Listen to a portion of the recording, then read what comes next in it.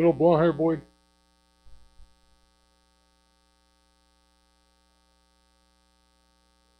Yeah.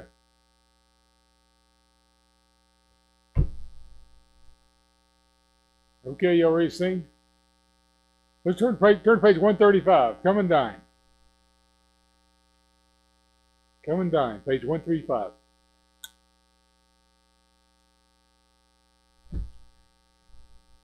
135. Together, here we go.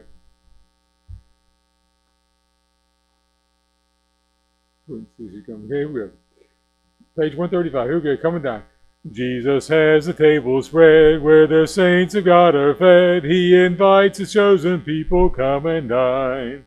With his manna he doth feed and supplies our every need. Oh, 'tis sweet to sup with Jesus all the time.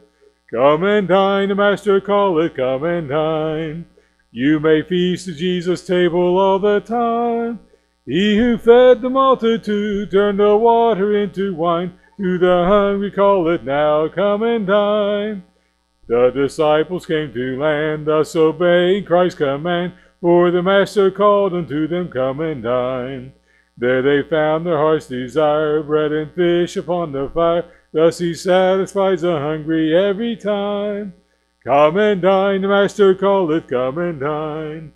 You may feast at Jesus' table all the time. He who fed the multitude turned the water into wine. To the hungry calleth now, come and dine. Soon the Lamb will take his bride to be ever at his side. All the hosts of heaven will assembled be. Oh, 'twill be a glorious sight, all the saints in spotless white, and with Jesus they will feast eternally. Come and dine, the Master calleth, come and dine. You may feast at Jesus' table all the time. He who fed the multitude turned the water into wine. To the hungry calleth now, come and dine. Thank you very much. Have a seat. Let's go to Lord in prayer. Does anybody have a spoken prayer request? We have kind of a praise report. Chad Moles was on our prayer request for this week, and he had maybe a mini stroke or something happened to him this week, but he's out of the hospital and doing fine, doing much better. So it's called a medical mystery. Not even sure what happened to him, so it's good. Okay? That's a praise report from the prayer request that we had 2 days ago. All right? Anybody else? Pray for Marie. She's doing better. Pray for her healing, and she'll be able to come back out to church soon. Okay? Mary Sheila and Michelle feel better. Okay? Pray for those that are traveling this week. Okay? Anybody else? Any unspoken requests? Okay, Charlie, release the prayer.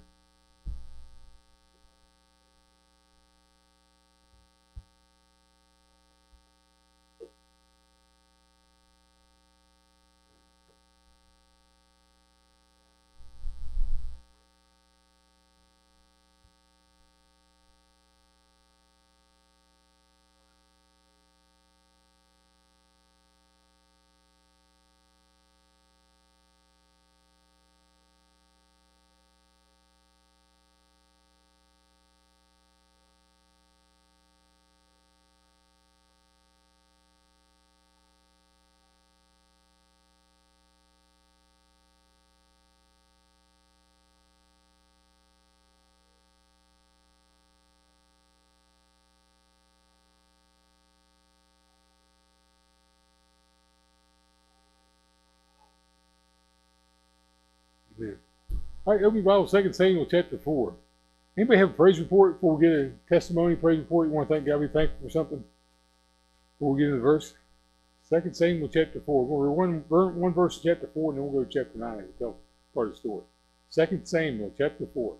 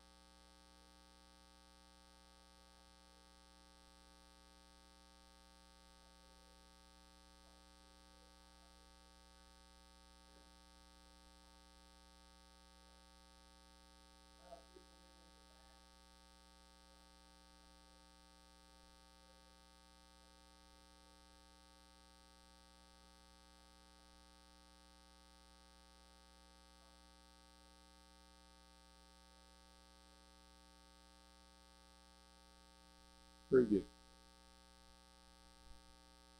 Very good. Sure. Anybody else? Once, going twice. 2 Samuel chapter 4. Hopefully by now you found it. Okay? I'm going to read one verse in chapter 4, and then we'll skip over to chapter 9. Okay?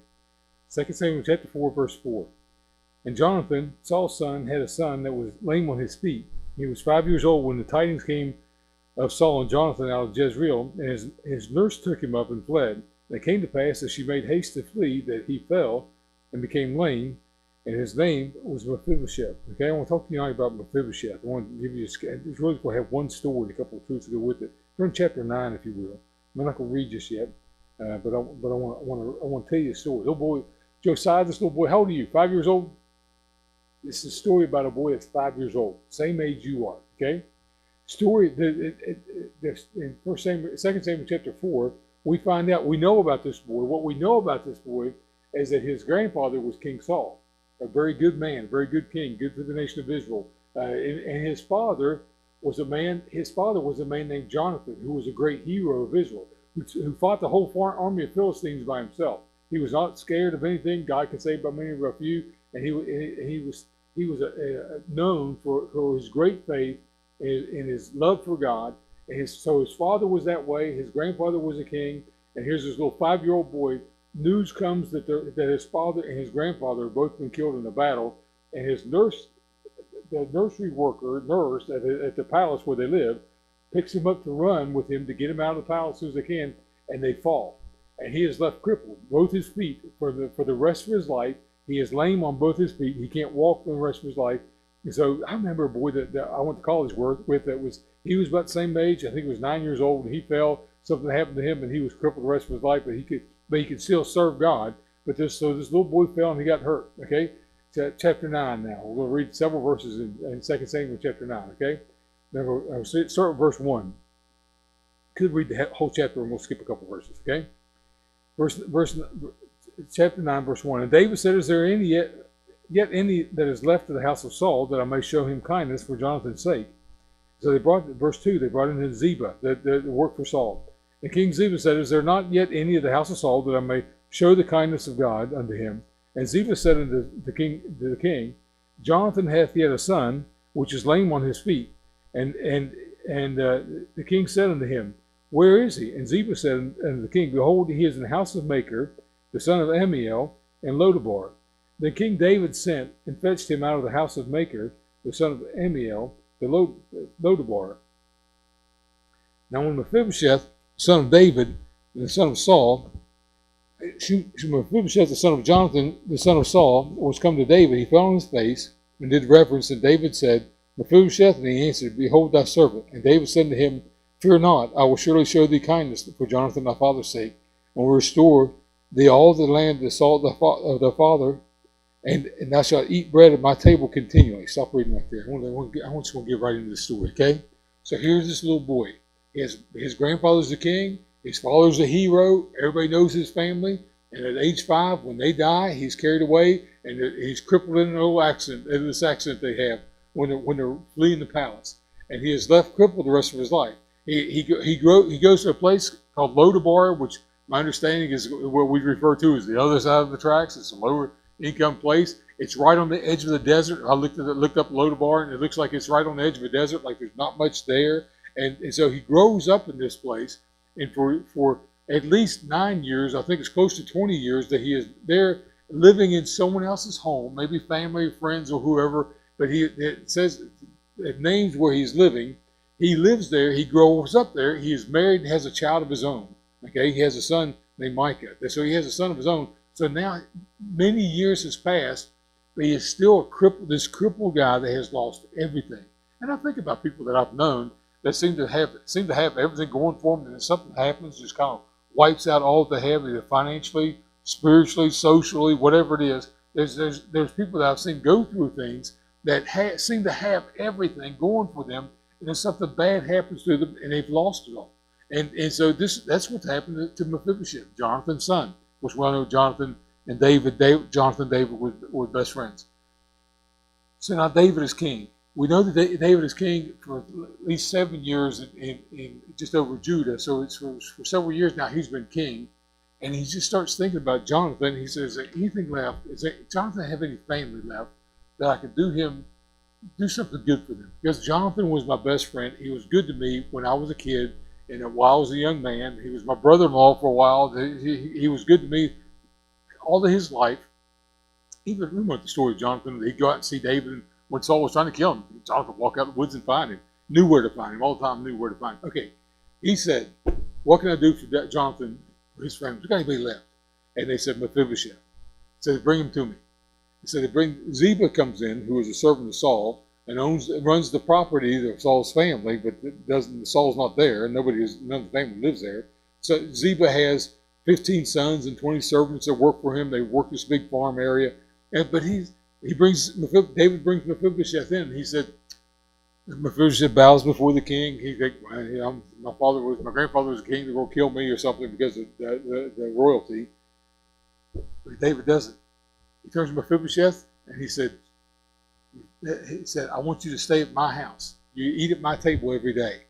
All that your father had will be restored to you. Not the kingdom, but all the land, all the crops, everything you have.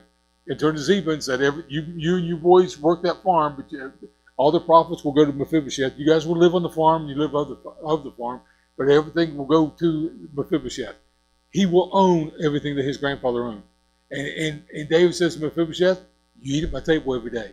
There's nothing because of you haven't done anything to deserve this. Mephibosheth didn't do anything to deserve this. Yeah, he didn't do anything to deserve the bad things that happened to him. He didn't deserve this blessing of coming back to live right there with David amongst the palace, eating at his table. He didn't deserve it. It's all by the grace of David, all by the grace of God. He has everything restored. Okay? It says it's abundant life. Going back to the abundant life that he knew as a child, going back to that abundant life again. You know what I think about? First thing I think about is that's what we have. I think about Jared's Sunday school lesson this morning where he talked about being a child of God. We are sons of God or a child of God, adopted into his family. And whereby we cry, Abba, Father. That Jared went through the verse this morning in Sunday school. We were never royalty. But with the fall, just like Mephibosheth's fall, he was like crippled. And with the fall of Adam and Eve, with the fall of mankind, we were crippled in our relationship with God. And only by the grace of God is that restored. And it's restored in the same way where he says, I want you to feast at my table every day. Everything you have is a gift from God. Jared and I were talking about business a few minutes ago back here in the office. And I think everything in business is a gift from God. Everything where we work today, the jobs that we have, the houses that we have, the vehicles that we have. I was on the internet this evening looking at Tammy's doing the bulletins. I'm looking at the trucks, and I think everything we have is because God's given it to us. They're giving us the blessings that we can share these things. Okay, so we have the same grace that was given to Mephibosheth is now given to us, not from David, but from God, our King. Okay, every need is met. Every promise that he's made, he's kept it. Okay, so I've got three statements. It'll be pretty simple. Statement number one: see yourself as Mephibosheth. Not that you're crippled. I don't want you to be crippled. But see yourself as Mephibosheth, and the fact that God has blessed you and given you so much, and we can rejoice in that. George said in his testimony, he could be thankful for his kids and his wife and his home and all he has every single day. But we can see ourselves in Mephibosheth that everything we have is a blessing by God. Tammy gave me this verse one day. I've read it before, but Tammy said, let me preach to you for a little while. And she read a verse in Psalms where he said, he daily loadeth us with benefits. Okay, and I thought Tammy said that to me one day, and I thought of that verse, not every day, but often since then. Okay, 20 years she said that to me. And I bring that verse up to my mind all the time. He daily loadeth us with benefits. So everything we have is a gift from God. Okay, even according to Solomon and Ecclesiastes, even working, having a job is a gift from God. Okay, see yourself in Mephibosheth. Second statement is this: be like David. Don't forget who invested in you. If it took David 10 years or 20 years to think of Jonathan, he probably thought of him often. But this is the first time as a king that he came forward and said, does Jonathan have any sons? Is there any way I can pay him back for something he's done? Okay, if it has been 10 years and you think of somebody that was good to you 10 years ago, Jared mentioned somebody, we're going to try to go hear somebody preach, that was his pastor at one point.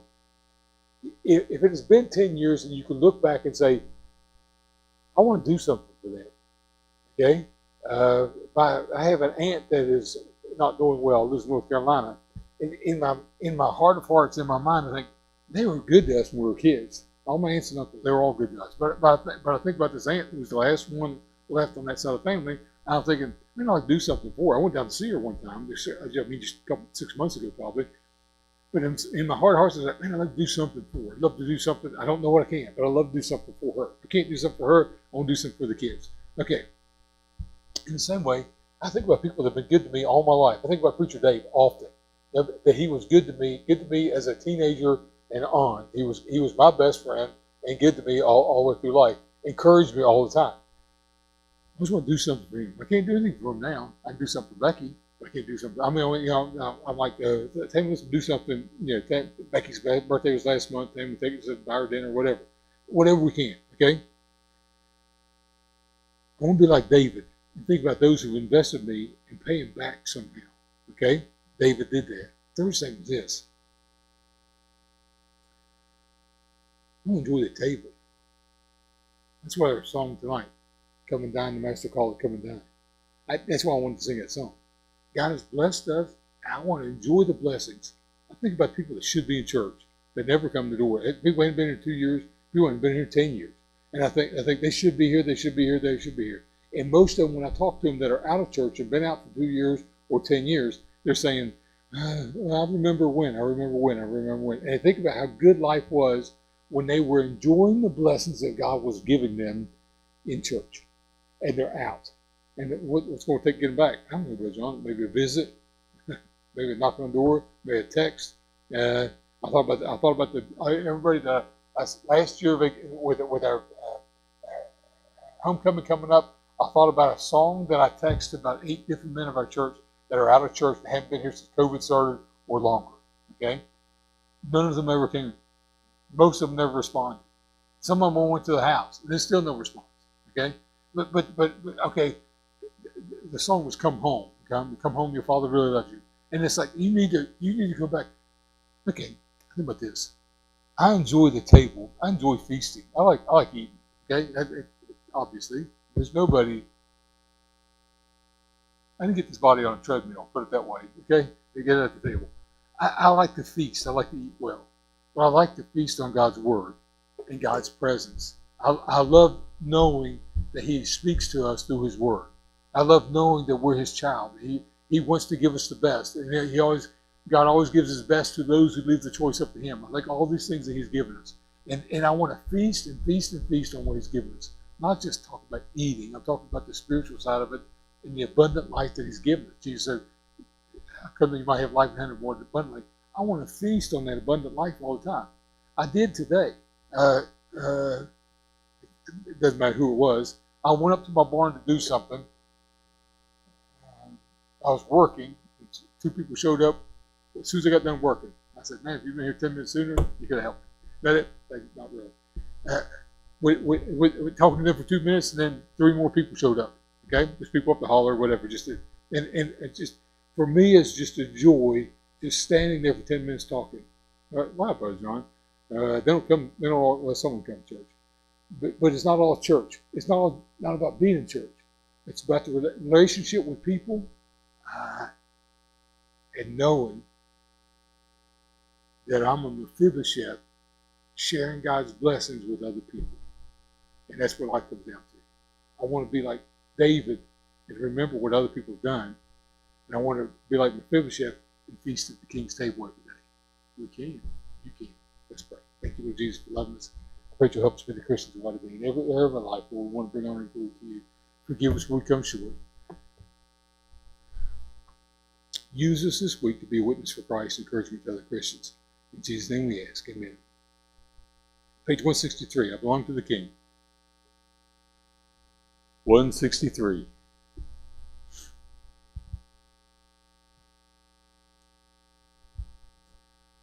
Here we go. 163. Here we go. I belong to the King. I'm a child of His love. I shall dwell in His palace so fair, for He tells of its bliss in yon heaven above, and his children its splendor shall share. I belong to the King, I'm a child of his love, and he never forsaketh his own. He will call me someday to his palace above. I shall dwell by his glorified throne. Last verse. I belong to the King, and his promise is sure that we all shall be gathered at last in his kingdom above, by life's waters so pure, when this life with its trials is past. I belong to the King, I'm a child of his love, and he never forsaketh his own. He will call me someday to his palace above. I shall dwell by his glorified throne. Derek, we dismiss this, please?